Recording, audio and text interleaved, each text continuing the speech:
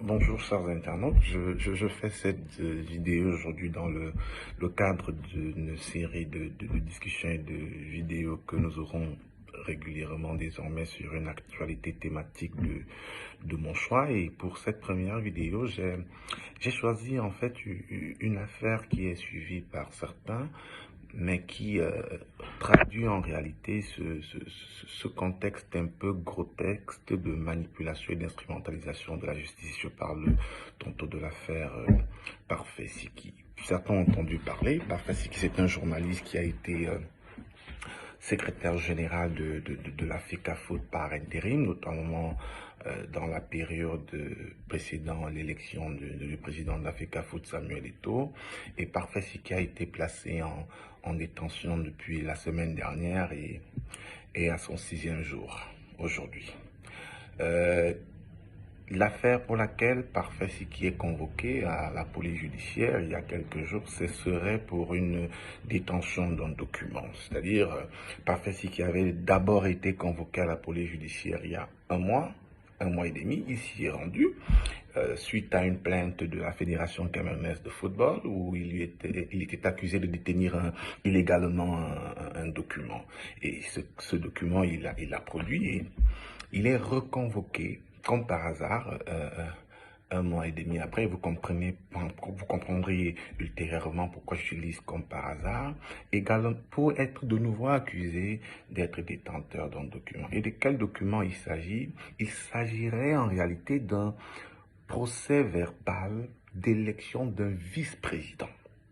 Des vice-présidents à la Fédération camerounaise de football en décembre 2021. Sauf que non seulement au moment des faits, Parfait Siki n'était plus secrétaire général par intérim, était retourné à ses fonctions originelles de patron de la communication, mais en plus de cela, il n'y a pas eu élection des vice-présidents.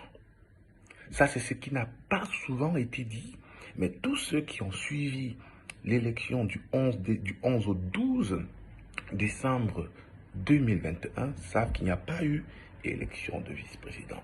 Donc, Parfait Siki est accusé de détenir le procès verbal d'une élection qui n'a pas eu lieu.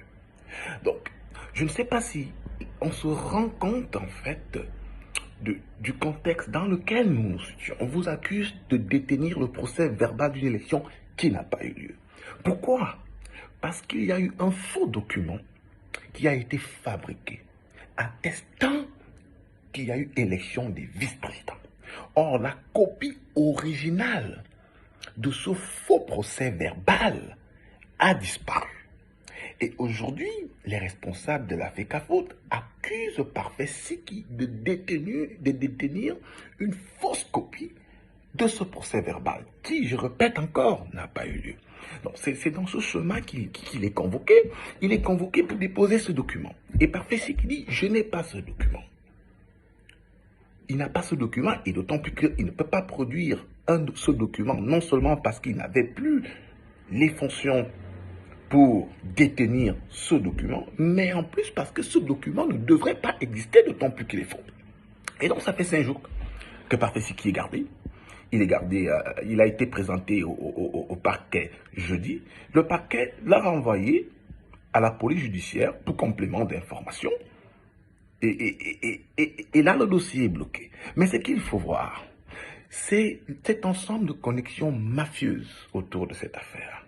C'est-à-dire que le président de la FECAFOOT rencontre le secrétaire général de la police, Dominique Baya, dont le nom avait fuité dans les audios des hommes de loi il y a quelque temps, qui le traitait en réalité de minable. Et tout va en découdre avec Parfait Siki. C'est donc comme ça que Baya transfère le dossier au commissaire divisionnaire Gimbous, qui est le sous-directeur des enquêtes économiques à la direction nationale de la police judiciaire, pour régler le problème.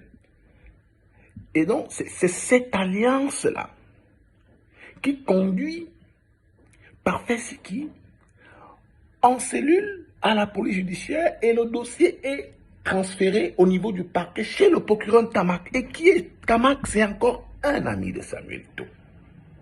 Pourtant, le dossier est vide. Le dossier porte sur un faux document dont Parfait Siki serait accusé de détenir. Donc, quand vous avez un pays dans lequel il y a autant de concussions, il y a autant de connexions mafieuses au sein du système judiciaire entre des policiers et magistrats dans l'optique de violer la loi ou encore de faire plaisir à leurs amis, c'est le système judiciaire qui est en panne. On ne reproche pas à des institutions de traîner devant les juridictions des responsables qui seraient impliqués dans des actes délictueux. C'est tout à fait normal parce que nul n'est au-dessus de la loi. Mais il faudrait que ces plaintes, ces procédures judiciaires se fassent dans les règles de l'art. Ce qui n'est pas le cas aujourd'hui. Et on ne peut pas bâtir un pays dans lequel il suffit que des individus qui ont un peu de